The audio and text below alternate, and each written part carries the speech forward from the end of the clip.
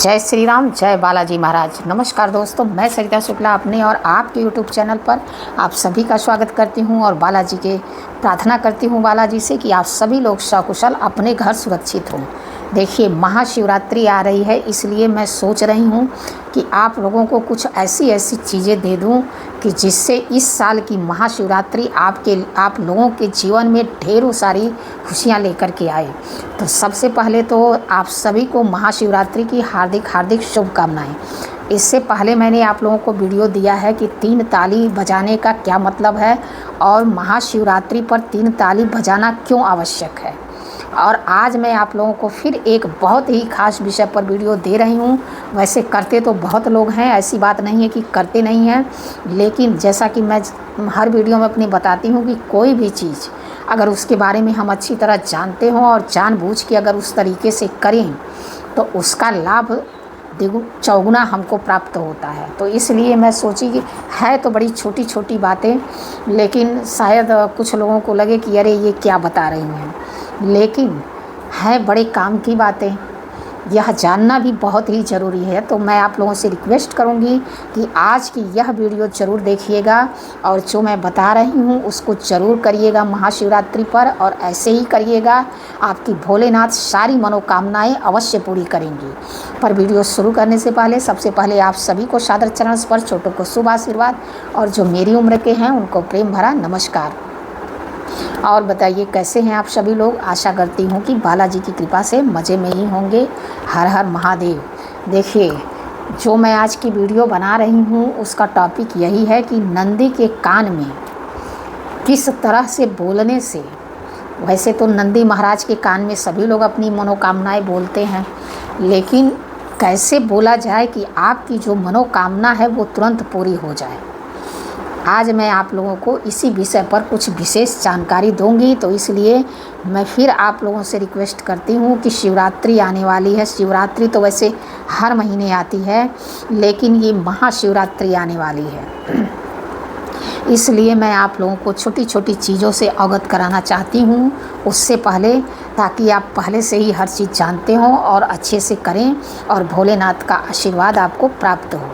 देखिए, भगवान शिव के मंदिर में यदि नंदी के कान में अपनी मनोकामना कही जाए तो वह ज़रूर पूरी होती है, ऐसी ही मान्यता है। लेकिन इसके पीछे कुछ विशेष विधि हैं और कुछ नियम हैं जिनके बारे में पता होना बहुत ही ज़रूरी है। नंदी के कान में कैसे बोलना चाहिए और कैसे बोलने से मनोकामना पूरी हो जाती है। अगर आप किसी मनोकामना की पूर्ति चाहते हैं, भगवान शिव के मंदिर जा रहे हैं, तो नंदी के कान में विधि विधान से अपनी कामना कहें। तो आइए आज मैं आप लोगों को बताती हूँ मतलब किस तरह से कामना कहने का सही तरीका और सही टाइम पे कहना। वैसे तो आप कभी भी कह सकते हैं, ऐसी बात नहीं है।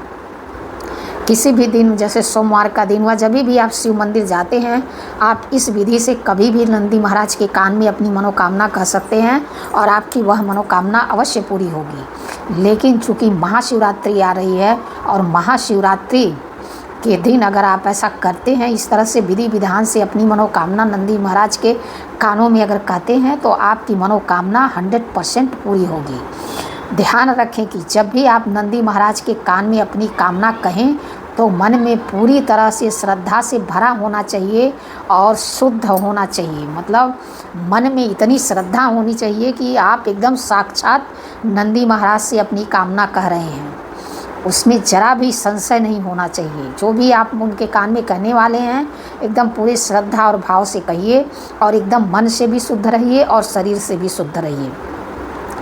और क्या बोलते हैं, भगवान शिव के मंदिर में स्थित नंदी महाराज की मूर्ति के कान में बोलने से मनोकामना पूरी होती है। लेकिन ध्यान रखें कि नंदी की मूर्ति के दाहिने कान में झुककर धीरे धीरे अपनी मनोकामना कहें। इस चीज़ का विशेष ध्यान रखिए कि नंदी महाराज के दाहिने कान में ऐसे झुक करके धीरे धीरे अपनी मनोकामना उनसे कहिए। अगर आप चाहते हैं कि भोलेनाथ आप पर अपनी कृपा बनाए रखें और मनोकामना आपकी पूरी करें, तो आप अपनी इच्छा केवल नंदी महाराज को बताएं, ठीक है, किसी और को ना बताएं। जैसे बहुत लोग होते हैं ना, मैंने उनके कान में ये कहा है। अब जैसे पत्नी है, मान लीजिए नंदी महाराज के कान में बोली कि मुझे ये चाहिए, तो फटाक से आएगी तो अपने पति से बताएगी कि मैंने आज नंदी महाराज के कान में ये कह करके मांगा है, देखिए पूरा होता है कि नहीं। पर ऐसा नहीं करना चाहिए। जब भी आप नंदी महाराज के कान में मनोकामना बोलते हैं, वह मनोकामना जब तक पूरी ना हो जाए तब तक आप किसी को नहीं बताएंगे। सिर्फ आप जानेंगे और नंदी महाराज जानेंगे। कोई तीसरा व्यक्ति आपकी वह मनोकामना नहीं जान सकता। उसको एकदम गुप्त रखना चाहिए। अगर आप चाहते हैं कि मतलब नंदी महाराज केवल भोलेनाथ के वाहन ही नहीं हैं, बल्कि परम भक्त भी हैं। उनके कान में अपनी इच्छा व्यक्त करने के बाद ओम नमः शिवाय या हर हर महादेव का जाप भी अवश्य करें। जब आप अपनी मनोकामना उनसे कह देते हैं तो उनके कान में ओम नमः शिवाय या हर हर महादेव, इन दोनों शब्दों में से एक शब्द अवश्य बोलें और उनका आभार भी प्रकट करें। नंदी महाराज और भगवान शिव का आभार प्रकट और मन में विश्वास बनाए रखें कि आपने जो उनके कान में कहा है, आपकी वह मनोकामना 100% नंदी महाराज अवश्य पूरी करेंगे। अवश्य भोलेनाथ से कह के आपकी वह मनोकामना अवश्य पूरी होगी। इस चीज़ का अपने मन में दृढ़ विश्वास रखें। अगर आप चाहते हैं कि आपकी मनोकामना पूरी हो तो सच्चे मन से नंदी महाराज के कान में यानी कि दाहिने कान में अपनी कामना कहें और धर्म व सत्य का मार्ग अपनाएं। देखिए, अब इसका मतलब ये नहीं है कि आप पाप करते रहें, इधर उधर की बातें करते रहें, किसी की चुगली करते रहें, किसी को गाली देते रहें और जा कर के नंदी महाराज के कान में आप कुछ भी कह देंगे तो पूरा हो जाएगा। उसके लिए आपको सत्कर्म अपनाने पड़ेंगे, आपको सत्यता को अपनाना पड़ेगा, आपको धर्म को अपनाना पड़ेगा, तभी आपकी मनोकामना जो है पूरी होगी। तो मैंने आप लोगों को बहुत ही डिटेल में, बहुत ही विशेष यह उपाय बताया है। इस शिवरात्रि आप यह उपाय अवश्य करिए। इस प्रकार से जैसे मैंने बताया है, इस प्रकार से नंदी महाराज के कानों में अपनी मनोकामना कहिए और पूरे तन मन से शुद्ध हो करके उनके कानों में कहिए, आपकी वह मनोकामना अवश्य पूरी होगी। और विशेष एक चीज़ मैं फिर से बता दे रही हूँ आप लोगों को कि जैसे कि मैंने बताया कि जो भी आप मनोकामना बोलेंगे नंदी महाराज के कान में, वह एकदम गुप्त होनी चाहिए, सिर्फ आपके और उनके बीच में ही होनी चाहिए। ये तब तक ऐसा होना चाहिए जब तक कि आपकी मनोकामना पूर्ण न हो जाए, तब तक आपको जो है इसको एकदम गुप्त रखना है। जब आपकी मनोकामना पूर्ण हो जाती है उसके बाद आप किसी को भी बता सकते हैं। और अगर कोई पूछता है कि ये कैसे मतलब हुआ है तो आप उसको डिटेल में ये विधि बता सकते हैं, चाहे मेरा चैनल बता सकते हैं, उस पर भी वो वीडियो आकर के देख सकता है। तो इस तरह से आप करिए इस शिवरात्रि पर और भोलेनाथ का आशीर्वाद प्राप्त करिए, भोलेनाथ का जलाभिषेक करिए।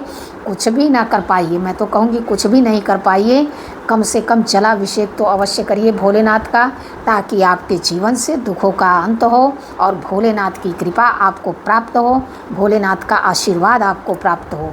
और महिलाएं जो हैं वो अपना सुहाग के लिए माँ गौरी को जो है इस दिन सुहाग की चीज़ें अवश्य चढ़ाएं, उनको सुहाग की चीज़ें अवश्य चढ़ाएं और उसमें से अपने लिए कुछ सुहाग की वस्तुएं अवश्य निकालें। मतलब उनसे मांगें, थोड़ा सा सुहाग माँ से अवश्य मांग करके ले आएं और उसको जो है घर ले आ करके उसको आप भी उसी प्रकार से लगाएं और आपका सुहाग भोलेनाथ और माँ गौरी करें कि अखंड रहे। और बाकी मैंने आप लोगों को पूरा डिटेल में वीडियो बता दिया कैसे क्या करना है, क्यों करना है। और मैं बहुत इसलिए पहले से ही ये सारी चीज़ें आप लोगों को बता रही हूँ ताकि आप लोग शिवरात्रि से पहले ही इन सब चीज़ों के बारे में जान जाइए और अच्छे से पूजा पाठ करिए, ताकि भोलेनाथ की कृपा आप लोगों को भर भर के प्राप्त हो और यह शिवरात्रि आप सभी के जीवन में ढेरों सारी खुशियाँ और ढेरों सारा प्यार लेकर आए, यही मेरी कामना है। अगर वीडियो में कोई गलती हो गई हो तो क्षमा करिए। ऐसी जानकारी के लिए हमसे जुड़िए, हमारे चैनल को लाइक सब्सक्राइब शेयर करिए। जय श्री राम, जय बालाजी सरकार। नमस्कार दोस्तों।